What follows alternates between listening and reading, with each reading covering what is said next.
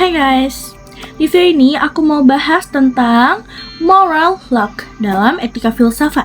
Sounds deep, but actually ini relate banget sama kehidupan sehari-hari.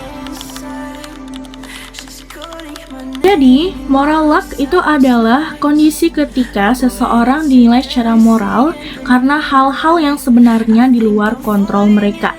Singkatnya, kita kadang dijudge bukan cuma dari niat atau tindakan, tapi juga dari hasil akhirnya. Contoh gampangnya tuh gini, ada dua orang yang sama-sama naik motor sambil main HP.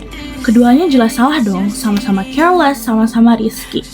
Tapi bedanya, orang pertama itu pulang aman, nothing happened, sedangkan orang kedua malah nabrak orang.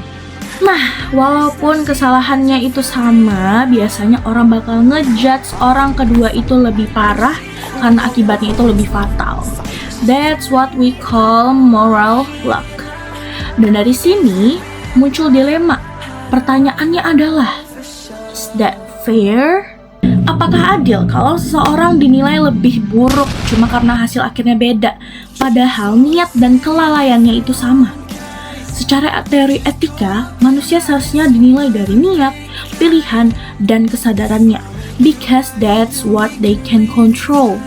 But in real life, people care more about the outcome. Kalau hasilnya buruk, langsung dianggap lebih bersalah. Kalau hasilnya aman, seringkali dianggap, ya udahlah, gak separah itu. Nah, menurut aku, solusi dari dilema ini adalah kita harus bisa bedain antara moral judgment dan social responsibility. Kalau secara moral, kita harus lihat niat, kesadaran, dan seberapa besar kelalaiannya, jangan cuma fokus sama hasil akhirnya. But when it comes to law or social consequences, hasil tetap penting. Karena kalau tindakan kita merugikan orang lain, tentu harus ada tanggung jawab. Mas kodi akalia mafa ala kayenaka syudulu mafa kodina ya rasul al kodi inna kalia mafa musa ala syali ala tukalaya mafil mawa. Jadi intinya, moral luck ngajarin kita kalau hidup itu nggak fully in our control.